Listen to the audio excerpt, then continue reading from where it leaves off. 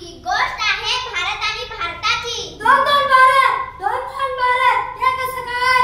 नाव जरी सारखे असेल ना तरी दोन्ही भारत वेगवेगळे आहे बरं का. एक भारत तासनतास रांगेत उभा राहायचा आणि दुसरा भारत केव्हाच कामातून मोकळा झाला आहे. एक भारत अजूनही कागदात अडकला आहे तर दुसरा भारत संपूर्ण जग वाचून आला आहे. एक भारत सरकारपासून मैलदूर होता तर दुसरा भारत सरकारला कित्येकदा भेटत आहे. एका भारताच्या सर्व लेन व्यस्त होते तर दुसरा भारत आज ऑनलाईन झाला आहे.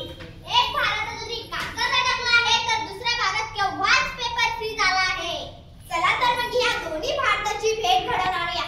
आज आम्ही जिल्हा परिषद प्राथमिक शाळा वांगी बुद्रुक केंद्र भराडी येथील विद्यार्थी आपल्यासोबत घेऊन आलो आहे डिजिटल भारत. चला तर आता आपण बघूया प्रसंग पहिला. माझी डिजिटल ओळख. तुम्ही थांबा बोर्ड घेऊन थांबा. Good morning sir. Thank you sir. चला तर आपण आज अल्फाबेट शिकू. A for apple, B for ball, B for ball. Sir आम्हाला शिष्यवृत्तीचा फॉर्म भरायचा आहे. हो का तर तुमचे बोनाफाईड आधार कार्ड घेऊन या. आधार कार्ड ते तर माझ्याकडे नाहीये. सर हे घ्या माझे आधार कार्ड व इतर कागदपत्रे. छान आता तुझा फॉर्म भरता येईल. हे बघ माझा शिष्यवृत्तीचा फॉर्म भरला. आता मी सहज शिकू शकेल. आज माझ्याकडे आधार कार्ड नसल्यामुळे मला शिष्यवृत्ती मिळू शकणार नाही.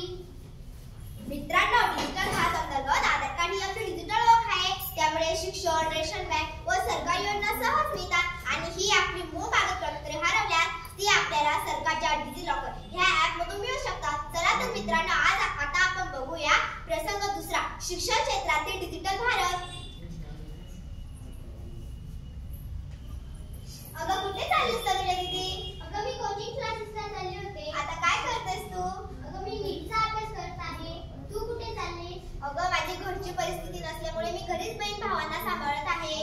अगं पण लकी तू आता ऑनलाईन क्लासेस करू शकते. ते कसं काय? हे बघ हा मोबाईल याच्यामधून तू विविध ऍप्स बघू शकते जसे की दीक्षा ऍप, पीएमई विद्या ऍप, स्वयं ऍप तू या मोबाईल मधून बघू शकते. हो ग मला तर हे माहितीच नव्हतं. सांगल्याबद्दल खूप खूप धन्यवाद.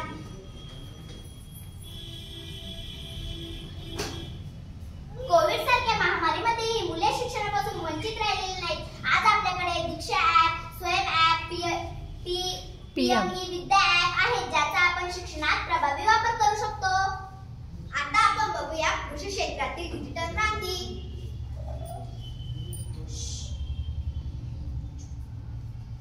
अरे देवा आता पाऊस नाही तर पिकही आली नाही. दुष्काळाची भरपाई मिळवण्यासाठी तालुक्यात चक्र मारावे लागतील. बाबा आता काय बदललाय. आपल्या मोबाईल मध्ये सर्व माहिती मिळते. पीक विमा, खत, हवामान अंदाज सर्व माहिती आपल्या मोबाईल मध्येच मिळते. बाजार भाव हे छान कुठून शिकलास?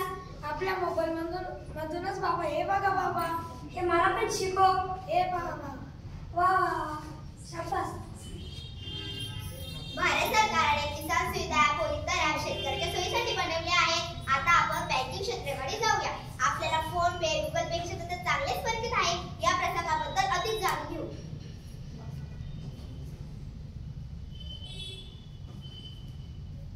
राम राम मामा. राम राम. चांगली तब्येत? चांगली आहे. मला 2 किलो साखर, 2 किलो तांदूळ आणि 2 लिटर तेल द्या. पण माझ्याकडे सुट्टे पैसे नाही. उद्या देईल. अरे मग फोन पे मार किंवा गुगल पे मार ना. सुट्टे पैसे सांगायचं कामच नाही. अरे हो की हे तर माझ्या लक्षातच आलं नाही. आताच करतो. किती झाले स्कॅनर? किती झाले? 260. ठीक झाले बरं. हो बघितलंच मित्रांनो आपल्याकडे जरी सुट्टे पैसे नसले तरी आपण फोन पे, गुगल पे या डिजिटल तंत्रज्ञानाचा वापर करू शकतो. आता आपण बघूया प्रसंग तिसरा. जर कॉलेजची फीस भरायची आहे पण आपल्याकडे तर मोबाईलच नाही. जसे की आपल्याला कॉलेजची फीस भरायची आहे, ऑनलाईन ट्रान्सफर करायचे पण ते कसं करणार आता ते आपण बघूया. पप्पा मला अर्जंट पैसे हवे आहेत. कॉलेजची फी भरायची आहे. मला तिथे पैसे घेणे शक्य नाही. पप्पा आता तुम्ही थेट कॉलेजला ऑनलाईन ट्रान्सफर करा. अरे हो आता ऑनलाईन मनी ट्रान्सफर झाले. खूप सोपे आणि कुठेही आणि कसेही. मित्रांनो आता आपण बघूया प्रसंग 5. शेतकऱ्याला त्याचे पीक विम्याचे पैसे मिळाले नाही पण तो त्याचे पैसे कशा प्रकारे मिळवतो आता ते आपण बघूया.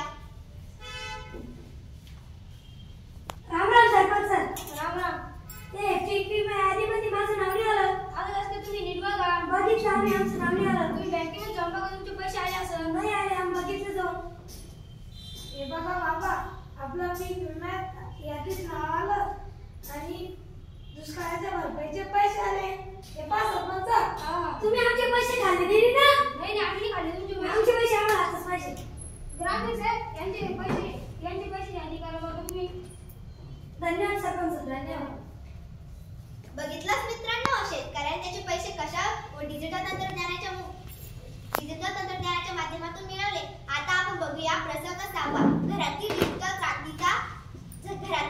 क्रांतीचा वापर.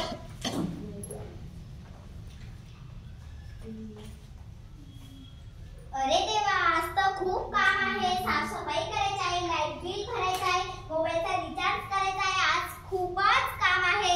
दीदी इकडे आहे बरं का? काय गाई? त्या शेजारच्या दुकानात जाऊन रांगेत उभं राहून माझ्या मोबाईलचा रिचार्ज भरून ये बरं का? आई माझ्याकडे एवढा वेळ नाही, मला अभ्यास करायचा आहे. आता तिथं 2 तास लागतात रांगेत उभं राहायला.